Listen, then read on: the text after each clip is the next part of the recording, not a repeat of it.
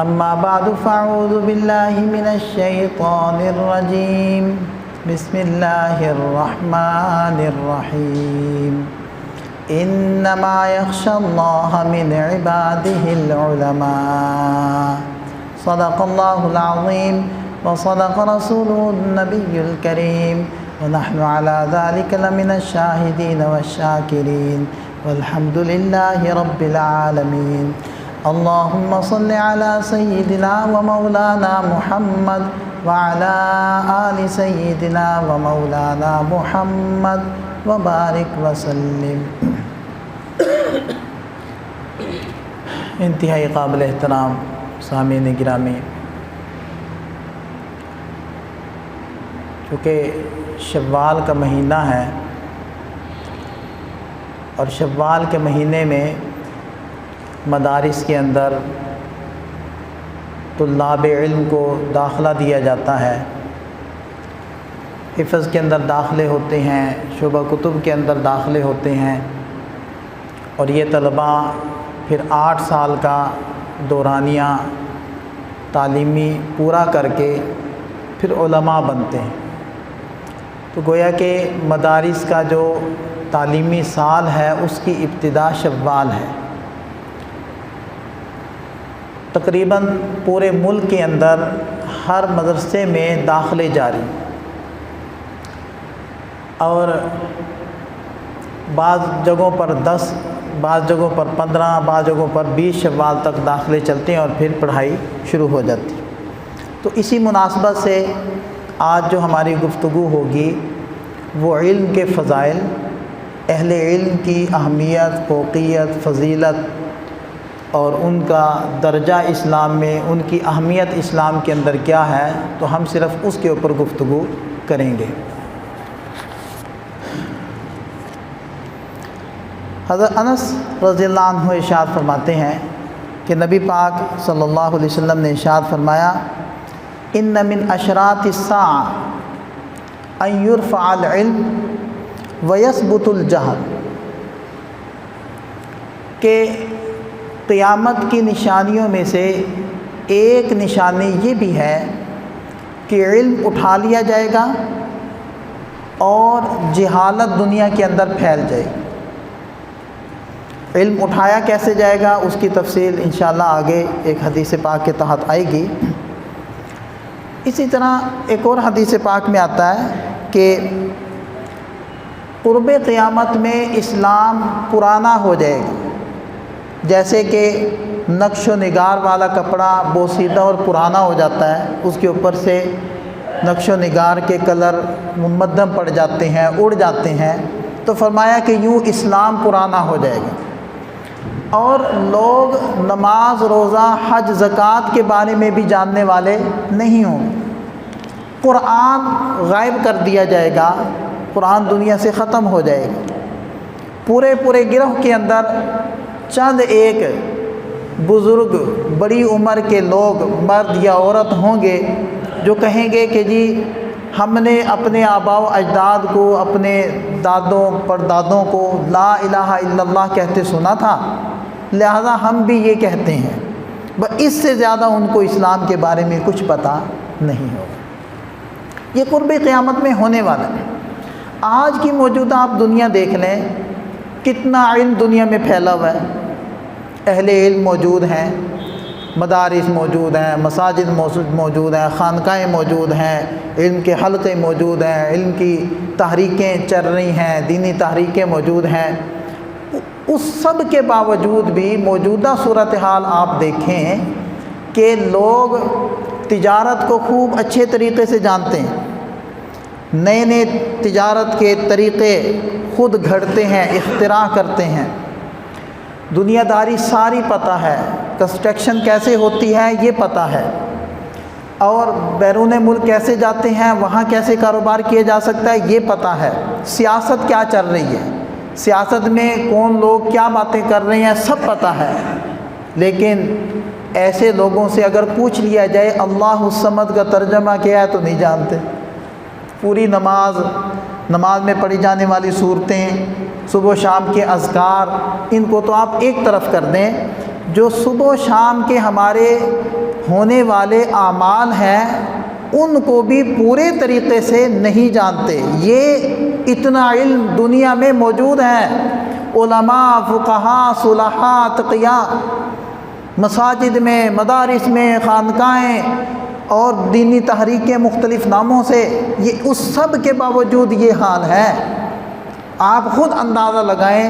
جب قرآن اٹھا لیا جائے گا، جب اہل علم کو ختم کر دیا جائے گا، اس وقت دنیا کے اندر علم کی کیا صورتحال ہوگی، اس کا آپ خود اندازہ لگائیں۔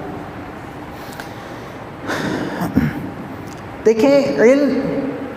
تو اللہ تعالیٰ کی ذات کو پہچاننے کا سبب ہی علم ہے۔ فَعْلَمْ أَنَّهُ لَا إِلَٰهَ إِلَّا هُوَ، تم جان لو یہ بات کہ اللہ کے علاوہ کوئی معبود نہیں۔ اللہ کی ذات کو پہچاننے کا اولین ذریعہ وہ علم ہے۔ کس نے پہچان کروائی اللہ تعالیٰ کی؟ حضور نبی کریم صلی اللہ علیہ وسلم نے، اور آپ علیہ السلام کے اوپر وحی اتری ہے۔ حضرت جبریل علیہ السلام اللہ کی طرف سے علم لے کر آئے ہیں۔ خود اللہ کی ذات کا تعارف، خود ایمان کیا چیز ہے، عقیدہ کیا ہے، اسلام کیا ہے، اس سب کی معلومات کس سے ہوتی ہے؟ علم سے۔ آپ علم کے بغیر تو اللہ کو نہیں پہچان سکتے، قرآن کو کیا جانیں؟ اور علم کے بغیر آپ عبادت ہی نہیں کر سکتے۔ فَاذْكُرُوا اللَّهَ كَمَا عَلَّمَكُمْ، اللہ کو یاد کرو جیسے کہ اس نے تمہیں سکھایا ہے۔ اللہ کی دیکھیں، انسان اور جن، وَمَا خَلَقْتُ الْجِنَّ وَالْإِنسَ إِلَّا لِيَعْبُدُونَ، میں نے انسانوں اور جنات کو اپنی عبادت اور اپنی معرفت کے لیے پیدا کیا۔ تو اللہ کی معرفت اور اللہ کی عبادت کیسے کریں گے اگر کسی کو پتہ ہی نہ ہو کہ اللہ کون ہے، اگر کسی کو پتہ ہی نہ ہو کہ اس کی عبادت کیا ہے؟ نماز پڑھنی ہے، نماز پڑھنی ہے، لیکن نماز کیا چیز ہے، نماز کے کیا اوقات ہیں، نماز کی کیا شرائط اور ارکان ہیں، کن چیزوں سے نماز مکمل ہوتی ہے، کن چیزوں سے نماز فاسد ہوتی ہے، اس کا علم ہی نہیں ہے تو یہ شخص کیسے نماز پڑھے گا، اللہ کی عبادت کیسے کرے گا؟ علم کے بغیر تو نہ اللہ کی معرفت ہو سکتی ہے، نہ اللہ کی عبادت ہوتی ہے، نہ اللہ کو یاد کیا جا سکتا ہے۔ اگر کوئی جانے بغیر کسی عمل کو کرے، اگر کسی کو یہ نہ پتہ ہو کہ وضو ضروری ہے، یا چلو وضو تو کرتا دیکھ لیا، یہ نہیں جانا کہ وضو ٹوٹتا کیوں ہے، اور وہ ایسا عمل کرتا رہا جس سے وضو ٹوٹ جاتا ہے، اور وہ نمازیں پڑھتا رہا، 10 سال نمازیں پڑھتا رہا، 10 سال کے بعد اسے پتہ چلا کہ یہ تو میں نے ایک گڑبڑ کی تھی جس کی وجہ سے میرا وضو ہی نہیں رہا، نماز ہی نہیں ہوئی، تو مجھے بتائیں کیا اس کی نمازیں ہو جانے کا فتویٰ آئے گا؟ کوئی بھی فتویٰ نہیں دے گا کہ نماز ہو گئی، اور آپ کا نہ جاننا آپ کے لیے عذر بن جائے گا۔ نہیں، نہ جاننا عذر نہیں ہے۔ جب اہل علم موجود ہے تو تم نے پوچھا کیوں نہیں؟ تم اپنی مرضی سے عبادت کرتے رہے۔ ایسی عبادت تو اللہ تعالیٰ کو پسند نہیں ہے، مطلوب نہیں ہے۔ صرف یہی نہیں کہ آپ کو یہ جاننا ضروری ہے کہ نماز کیا ہے، نماز کی شرائط، نماز کے ارکان کیا ہیں، صرف یہی نہیں، یہ بھی جاننا ضروری ہے کہ نماز نبی پاک صلی اللہ علیہ وسلم نے پڑھی کیسے تھی۔ اگر اس کے مطابق نہیں ہوگی پھر بھی آپ کی عبادت کا کوئی فائدہ نہیں۔ نبی پاک صلی اللہ علیہ وسلم نے خوشیاں منائی ہیں، چاہے وہ شادی بیاہ کی خوشی ہو، چاہے بچے کی پیدائش کی خوشی ہو، چاہے وہ عیدین کی خوشیاں ہوں، اور جو دیگر انسان کو خوشیاں ملتی ہیں، تو وہ خوشی بھی اگر کسی کے اوپر آتی ہے، اگر وہ نہیں علم حاصل کرتا کہ اس خوشی کو منانے کا طریقہ کیا ہے، تو اس کی خوشی بھی عبادت نہیں بنے گی، اس کی خوشی بھی اس کے لیے وبال، اس کے لیے وزن ہی بنے گی۔ اور یہی غمی کا مسئلہ ہے۔ تو عبادات بھی آدمی علم سیکھے بغیر نہیں کر سکتا۔ علم حاصل کرے گا تو اپنے رب کو یاد بھی کرے گا، اپنے رب کو کی عبادت بھی کرے گا، اپنے رب سے دعائیں بھی کرے گا، اپنے رب کو راضی بھی کرے گا، ورنہ اللہ بھی راضی نہیں ہوں گے۔ اس لیے بھی علم کی ضرورت ہے۔ اور دیکھیں دنیا کے اندر کتنی دنیا بستی ہے، کتنے صفات والے لوگ ہیں، کسی کے پاس مال بہت زیادہ ہے، حتیٰ کہ اس کو پتہ بھی نہیں ہے کتنا ہے۔ آپ میں سے کوئی یہ فیصلہ دے سکتا ہے کہ اللہ اس سے خوش ہیں کیونکہ اس کے پاس مال بہت زیادہ ہے؟ یہ علامت ہے اس بات کی کہ اللہ راضی ہیں اس سے۔ کسی کے پاس اولاد بہت زیادہ ہے، بڑی کثرت سے اولاد ہے، کیا ہم میں سے کوئی فیصلہ کر سکتا ہے کہ اس کے پاس چونکہ اولاد زیادہ ہے یہ اس بات کی علامت ہے کہ اللہ اس سے راضی ہے؟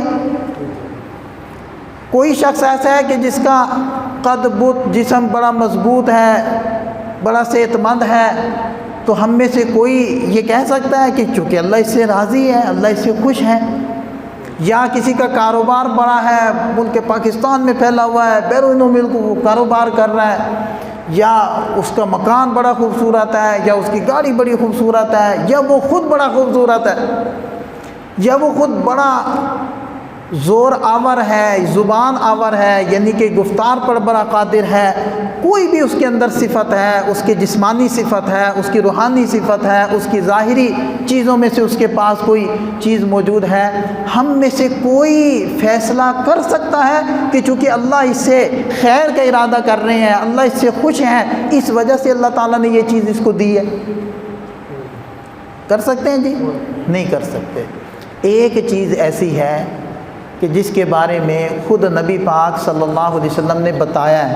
کہ یہ چیز جس کے پاس ہونا، بس تم سمجھ لینا اللہ تعالیٰ اس سے خیر کا ارادہ کر چکے، اور وہ علم والی دولت ہے۔ پیارے نبی پاک صلی اللہ علیہ وسلم نے ارشاد فرمایا، من یرید اللہ بہ خیرا یفقہہ فی الدین، اللہ تعالیٰ جب کسی کے ساتھ خیر کا، جب کسی کے ساتھ بھلائی کا ارادہ کر لیتے ہیں، اللہ اس کو دین کی سمجھ دے دیتے ہیں، اللہ اس کو دین کا علم دے دیتے ہیں، اللہ اس کو دین میں فقیہ بنا دیتے ہیں، دین کے مسائل کا علم اس کو عطا فرما دیتے ہیں۔ جس کے پاس دین کے مسائل کا علم ہو، دین کو سمجھتا ہو، جانتا ہو، بس سمجھ لینا اللہ نے اس کے ساتھ خیر کا ارادہ کیا ہوا ہے۔ ایک چیز پھر اسی وجہ سے قرآن خود کہتا ہے، قُلْ هَلْ يَسْتَوِي الَّذِينَ يَعْلَمُونَ وَالَّذِينَ لَا يَعْلَمُونَ، اے نبی پاک صلی اللہ علیہ وسلم آپ فرمائیے، کیا جاننے والے اور نہ جاننے والے، کیا اہل علم اور بے علم یہ برابر ہو سکتے ہیں؟ یہ اللہ تعالیٰ نے استفہام انکاری یعنی سوالیہ انداز میں پوچھا ہے کہ کیا ایسا ہو سکتا ہے کہ ایک کو ہم نے علم دیا اور ایک کو علم نہیں دیا، یہ دونوں برابر ہیں؟ یقیناً نہیں۔ میں دوبارہ دہرا دوں کہ چونکہ مدارس کے اندر داخلے ہو رہے ہیں اور یہ مدارس کے اندر تعلیمی سال شروع ہو رہا ہے، شوال کا مہینہ سال شروع ہوتا ہے تعلیمی سال، تو اس اعتبار سے ہم لوگ جو علم کے اور اہل علم کے فضائل ہیں اس کو بیان کر رہے ہیں تاکہ ہمارے اندر بھی شوق پیدا ہو اور ہم بھی اس علم کی لائن کی طرف جائیں یا اپنے بچوں کو، اپنے متعلقین کو لے کر جائیں۔ اس حوالے سے ہم نے آج جو گفتگو شروع کی ہے وہ علم اور اہل علم کے فضائل کے اوپر ہم کر رہے ہیں۔ اسی طرح قرآن کریم میں اللہ تعالیٰ ارشاد فرماتے ہیں کہ انما یخشی اللہ من عبادہ العلماء۔ دیکھیں کسی کے بارے میں یہ بات قرآن نے نہیں کہی کہ فلاں طبقہ، مثلا تجار، مثلا کاشتکار، مثلا ملازمین، کوئی بھی کسی بھی طبقے کا ذکر کر کے اللہ تعالیٰ نے نہیں فرمایا کہ وہ جو طبقہ ہے وہ اللہ تعالیٰ سے ڈرتے ہیں اور ان میں اللہ کی خشیت ہے، لیکن اگر کسی طبقے کے بارے میں فرمایا تو وہ اہل علم کا طبقہ ہے۔ ارشاد فرمایا انما یخشی اللہ۔ اگر کوئی عربی جاننے والا ہوتا تو میں اس کو بتاتا کہ انما کا ترجمہ ہوتا کیا ہے۔ انما کا ترجمہ آپ یوں سمجھ لیں کہ اور کوئی بات نہیں، بس یہی بات ہے۔ یہ انما کا میں نے مفہوم بیان کرنے کی کوشش کی۔ انما یخشی اللہ، بس یہی بات ہے کہ اللہ سے علماء ہی ڈرتے ہیں، علماء کے اندر ہی حقیقی خشیت ہوتی ہے، علماء کا ہی، چونکہ علم کی وجہ سے وہ اپنے رب کو پہچانتے ہیں، اس لیے جو احتیاط، جو خوف اپنے رب کا اہل علم کے اندر ہوتا ہے، جس کی گواہی قرآن دے رہا ہے، وہ ان کے بارے میں دے رہا ہے کہ اگر حقیقت میں خشیت ہوتی ہے تو وہ اہل علم کے اندر۔ اور یہی وجہ ہے کہ عوام پھر اہل علم کے اوپر اعتماد بھی کرتے ہیں۔ دیکھ لیں اعتماد ہی چلا آ رہا ہے نا، یہ اتنا لمبا عرصہ جو دین کی خدمت ہو رہی ہے اور دین کے قلعے بنے ہوئے ہیں، تو اس میں ساری عوام وہ علماء پر ہی اعتماد کرتی ہے نا، تو یہ اس کی وجہ یہی ہے۔ اچھا، ایک بڑی عجیب بات میں کرنے لگا ہوں۔ عمومی طور پر جو اہل علم طبقہ ہوتا ہے ان کی کوئی آمدن قابل ذکر نہیں ہوتی، مساجد میں ہوں یا مدارس میں ہوں ان کی تھوڑی تھوڑی تنخواہیں ہوتی ہیں، لیکن اس کے برعکس آپ دیکھتے ہیں کہ وہ اجلے صاف کپڑوں میں ہوتے ہیں، چہرے کے اوپر بھی ان کی بشاشت ہوتی ہے، رونق ہوتی ہے، اور اپنی وسعت کے بقدر وہ خوشبو بھی لگاتے ہیں، صاف ستھرے رہتے ہیں،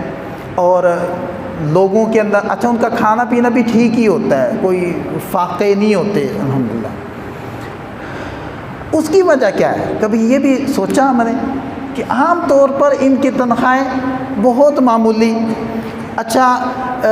جتنے بھی ہمارے دنیا کے شعبے جات ہیں اس کے اندر کوئی بندہ 20 سال 25 سال جاب کرتا ہے تو اس کے پاس ریٹائرمنٹ کتنی ملتی ہے؟ کم از کم 40 لاکھ تو ملتی ہے، کوئی ریٹائرمنٹ نہیں اس طبقے کو ملتی۔ اچھا کوئی پینشن نہیں لگتی، ٹھیک ہے، کوئی گھر نہیں ملتا، کوئی مطلب ایسی کوئی عمرہ اور حج نہیں اداروں کی طرف سے کروایا جاتا، لیکن اس سب کے باوجود یہ طبقہ بہرحال صاف ستھرا اجلا بارونق چہرے والا نظر آتا ہے۔ اس کی کیا وجہ ہے؟ اس کی وجہ بھی اصل میں نبی پاک صلی اللہ علیہ وسلم کی ایک دعا ہے، سبحان اللہ، جس کے لیے پیارے نبی صلی اللہ علیہ وسلم خود دعا مانگ کر جائیں اور اللہ تعالیٰ ان کو رسوا ہونے دیں، یہ کیسے ہو سکتا ہے؟ لہذا نبی پاک صلی اللہ علیہ وسلم نے ارشاد فرمایا، نظر اللہ امرأ سمع منا حدیثا فحفظہ حتی یبلغہ غیرہ، اللہ سرسبز و شاداب رکھے۔ اس کا لفظی ترجمہ یہ ہے، نظر اللہ کا لفظی ترجمہ ہے سرسبز و شاداب رکھے، اور اس کا آپ جو مرادی معنی یوں کر لیں، اللہ خوش و خرم رکھے، اللہ بارونق رکھے، اللہ ہنستا بستا رکھے اس چہرے کو، اس شخص کو، سمع منا حدیثا، جس نے ہم سے کوئی حدیث سنی، ہم سے ان کو کوئی روایت پہنچی، فحفظہ، اس نے اس کو محفوظ کیا، حتی یبلغہ غیرہ، اور پھر دوسروں تک جا کر پہنچا دیا، دوسروں کو وہ علم وہ حدیث دے دی جا کر، اور ان کو وہ مسئلہ جا کر سنا دیا، تو پیارے نبی صلی اللہ علیہ وسلم نے ان کے لیے دعا کی ہے، اللہ ان کو سرسبز و شاداب رکھے، اللہ ان کو بارونق رکھے، اللہ ان کو ہنستا بستا رکھے۔ تو یہ اصل میں وہ مبارک دعا ہے جو مبارک ہونٹوں کے ہلنے سے نکلی ہوئی ہے، یہ اس کی برکات ہوتی ہے۔ اسی طرح ایک ایسی فضیلت کہ دیکھیں کہ آدمی وفات پاتا ہے تو اس کی وراثت اس کے جو ورثاء ہوتے ہیں ان کو ملتی، اور آدمی کی وراثت کیا ہوتی ہے؟ اس کی وراثت مال و دولت ہوتی ہے، مکان ہوتا ہے، زمینیں ہوتی ہیں، پلاٹ ہوتا ہے، کوئی بینک بیلنس ہے، کوئی زیورات ہے، یہ چیزیں اس کی وراثت ہوتی ہے۔ نبی پاک صلی اللہ علیہ وسلم نے ارشاد فرمایا، میرے بھی کچھ وارث ہوں گے اور وہ بھی میری طرف سے میراث کو پائیں گے، میرے ورثاء بھی وہ نہیں ہیں جو نسب کی وجہ سے لوگوں کے ہوتے ہیں، میری وراثت بھی وہ نہیں ہے جو لوگ سمجھتے ہیں یا لوگوں کی وراثت ہوتی ہے۔ لہذا ارشاد فرمایا، العلماء ورثۃ الانبیاء، علماء نبیوں کے وارث ہیں، اور انبیاء کرام لم یورثوا دینارا ولا درہما، نبی دینار و درہم کے وارث نہیں بناتے، ورثوا العلم، وہ علم کے وارث بناتے ہیں۔ لہذا علماء کو جو علم کی میراث ملتی ہے وہ انبیاء کرام کی طرف سے ان کو میراث ملتی ہے۔ اور یہاں میں ایک چھوٹا سا سوال کرتا ہوں کہ آدمی کا وارث اس کی اولاد ہوتی ہے یا دور پار کے رشتہ دار ہوتے ہیں؟ اگر آدمی کی اپنی نسبی سلبی اولاد موجود ہو، بیٹے موجود ہوں، بیٹیاں موجود ہوں، تو وراثت اس کی باہر نہیں جا سکتی۔ یعنی اگر کوئی صاحب فوت ہو گیا، اس کے ماں باپ موجود ہیں، اس کی بیوی موجود ہے، اس کے بیٹے اور بیٹیاں موجود ہیں، تو اس چار دیواری سے وراثت باہر نہیں جائے گی۔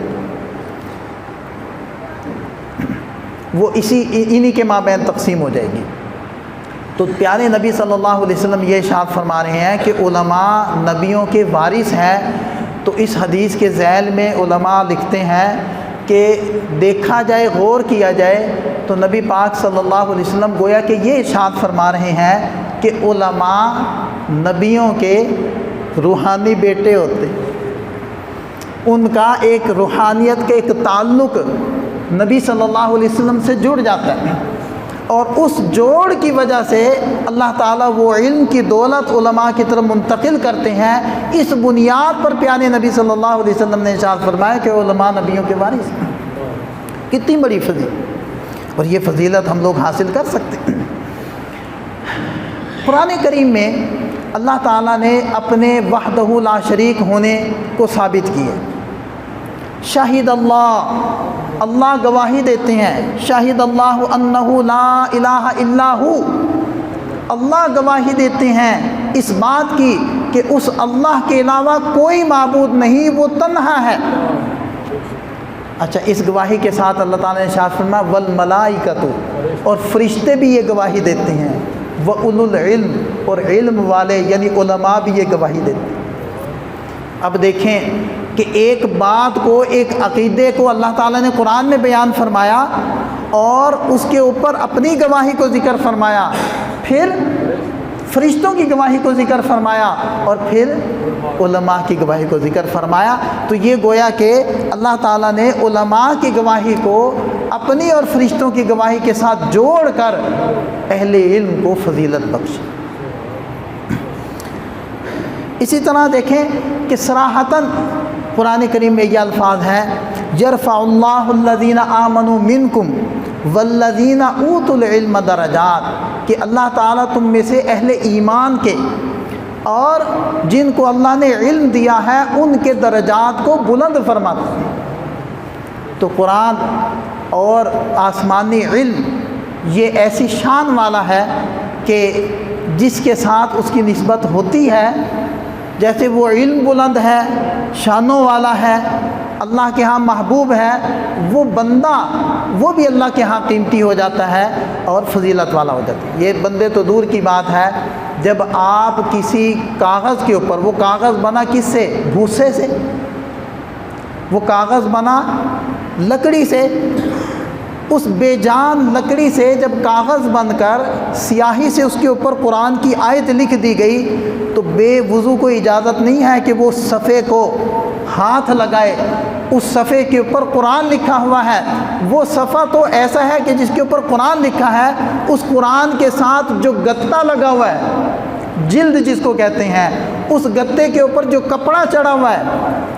اس کپڑے کو بھی کوئی بغیر وضو کے ہاتھ نہیں لگا سکتا، لیکن اس کپڑے کو ایسے آپ قرآن کی جلد سے الگ کریں، پھر جیسے مرضی ہاتھ لگا لیں،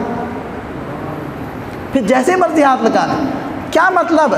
کہ جس صفحے کے اوپر قرآن لکھ دیا جائے، اس کاغذ کی حفاظت کے لیے جو گتا ساتھ جڑتا ہے، اس کو بے وضو ہاتھ لگانا جائز نہیں ہے۔ اللہ اس کو یہ توقیر بخشتے ہیں، اس کو یہ محبوبیت اور تکریم بخشتے ہیں۔ تو اللہ جس کے سینے میں، جس کے دل میں پورا قرآن اتار دیں، جس کے دل کو قرآن کا ظرف اور قرآن کے صفحات بنا دے، جس کے سینے کو قرآن کے نور سے جگمگا دے، جس کو قرآن کا علم اور فہم عطا فرما دے، تو آپ اس کے بارے میں کیا سوچ سکتے کہ اللہ نے اس کو کتنی عزت بخشی ہے اور اللہ کے ہاں اس کا کتنا مقام ہے۔ اسی طرح حدیث پاک میں آتا ہے کہ جب بھی کسی جگہ پر زمین پہ اہل علم کی مجلس لگتی ہے، قرآن کی مجلس لگتی ہے، دروس القرآن کی مجلس لگتی ہے، علماء کی محفل سجتی ہے، تو فرشتے ایسی محفلوں کو ڈھونڈتے ہیں اور ڈھانپ لیتے ہیں، سکینت نازل ہوتی ہے، اور اس محفل کے ختم ہونے پر جب فرشتے اللہ کے دربار میں پہنچتے ہیں تو اخیر میں اللہ تعالیٰ ان ساری اہل مجلس کی مغفرت فرما دیتے ہیں۔ تو جن لوگوں کی برکت سے ان اہل مجلس کی بخشش ہو رہی ہے، تو ان لوگوں کی اللہ کے ہاں کیا اہمیت ہو۔ اسی طرح خود اللہ نے اہل علم کی بات کو ماننے کا حکم دیا، اطیعوا اللہ واطیعوا الرسول واولی الامر منکم، تم اللہ کی بات کو مانو، اطاعت کرو، واطیعوا الرسول نبی پاک صلی اللہ علیہ وسلم کی اطاعت کرو، واولی الامر منکم، ایک تفسیر کے مطابق اولو الامر سے مراد اہل علم ہے کہ اہل علم کی بھی اطاعت کرو اور ان کی بھی بات کو مانو۔ اسی طرح جب تک اہل علم علماء دنیا کے اندر موجود ہیں اس وقت تک اسلام موجود ہے، اس وقت تک دین موجود ہے۔ جب اہل علم گئے دین ختم۔ حدیث پاک میں آتا ہے کہ اللہ تعالیٰ علم کو دنیا سے اٹھائیں گے، اور علم کو ایسے نہیں اٹھائیں گے کہ صرف علم اٹھ جائے، اکیلا علم چلا جائے، بلکہ اس کی شکل یہ ہوگی کہ اللہ تعالیٰ اہل علم کو اٹھا لیں گے، علماء دنیا سے چلے جائیں گے۔ جب علماء چلے گئے تو علم چلا جائے گا، علماء کے جانے سے علم چلا جائے گا، پھر لوگوں کے پاس علم نہیں رہے گا، پھر لوگ جہال کو اپنا مقتدا بنائیں گے اور ان سے باتیں پوچھیں گے، وہ خود بھی گمراہ ہوں گے، وہ دوسروں کو بھی گمراہ کریں گے۔ کیا پتہ چلا کہ دنیا کے اندر اگر اسلام باقی ہے تو جب تک علماء باقی ہیں اس وقت تک اسلام باقی ہے، جب اہل علم گئے تو اسلام بھی گیا۔ اور علماء کو اللہ تعالیٰ نے یہ شان دی ہے کہ یہ دنیا میں موجود رہیں، پھر بھی ان کا نامہ اعمال وہ بھرتا رہے گا اور ان میں ثواب اور نیکیاں جاتی رہیں گی۔ جب یہ دنیا سے چلے جاتے ہیں یہ مر کر بھی ثواب پاتے رہتے ہیں۔ او علم ينتفع به، پیارے نبی صلی اللہ علیہ وسلم نے ارشاد فرمایا جو اپنے پیچھے چھوڑ گیا ایسا علم، کوئی ایسی دینی اور علمی خدمت، وہ امت کے افراد کو عالم بنا گیا، وہ کوئی کتاب لکھ گیا، وہ کوئی تقریر بیان محفوظ کر گیا، وہ دنیا میں چلتا رہے گا تو علماء دنیا سے جا چکے ہوں گے لیکن ان کا علمی فیضان جاری رہے گا اور ان کا ثواب اور نامہ اعمال کے اندر ثواب جاتا رہے گا۔ تو علماء زندہ بھی رہیں تو ان کو ثواب، اور وہ دنیا سے چلے بھی جائیں تو پھر بھی ان کو اجر و ثواب ملتا رہے گا۔ اور آخری حدیث میں عرض کرتا ہوں کہ نبی پاک صلی اللہ علیہ وسلم نے ارشاد فرمایا کہ جو شخص علم کے حاصل کرنے کے لیے کسی راستے پر چلتا ہے، سہل اللہ لہ بہ طریقا الی الجنہ، اللہ تعالیٰ اس کے لیے جنت کا راستہ آسان فرما دیتے ہیں۔ دوسرے الفاظ میں آپ یوں سمجھیں، اہل علم کا راستہ، علماء کا راستہ اصل میں جنت کا راستہ۔ اور ظاہری بات ہے جنت کے راستے پر چلنے کے لیے مشقتیں تو ہیں، تکلیفیں تو ہیں۔ تو بہرحال میں نے شروع میں گزارش کی تھی کہ چونکہ شوال کا مہینہ ہے اور شوال کے مہینے میں مدارس کے اندر داخلے ہوتے ہیں، حفظ میں داخلے ہوتے ہیں، شعبہ کتب میں داخلے ہوتے ہیں، پھر یہ تعلیمی سال کی ابتدائی مدارس میں وہ شوال المکرم سے ہوتی ہے اور رجب کے اندر جا کر انتہا ہو جاتی ہے۔ تو اسی مناسبت سے آج ہم نے گفتگو کی ہے اہل علم اور علم کی اہمیت، فضیلت، فوقیت کے بارے میں۔ تو ہم سب سے پہلے تو خود اپنے آپ کو پیش کریں کہ ہم اس طبقے کا حصہ بنیں، ہم خود اہل علم بنیں، اور اگر ہم خود نہیں بن سکتے تو اپنی اولاد کو، اپنے رشتہ داروں کو، اپنے کسی متعلق کو وہ اس جو ہے طبقے کے اندر شامل کروائیں اور یہ فضیلت حاصل کریں۔ دنیا کے اندر بھی یہ فوقیت اور فضیلت ہے، آخرت کے اندر بھی یہ فوقیت اور فضیلت ہے۔ اللہ تعالی ہمیں سمجھ عطا فرمائے، عمل کی توفیق عطا فرمائے۔ وآخر دعوانا